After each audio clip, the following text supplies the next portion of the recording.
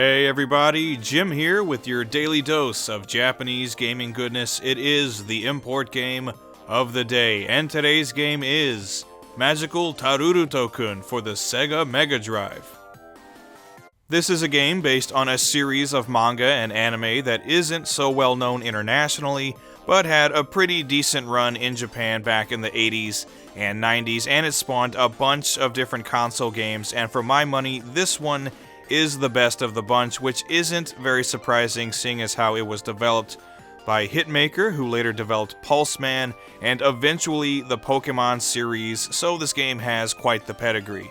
It's a very solid platformer that has you playing as the title character, and your main mode of attack is a magic wand that allows you to pick up items and use them as projectiles, which is especially useful against the game's various boss characters, all of which are lifted straight from the manga. You also have a very useful double jump and glide ability to assist you with the platforming, and overall, I'd say that this game is definitely one of the easier platforming games on the Mega Drive, but is still a really fun playthrough nonetheless. The controls are tight and responsive.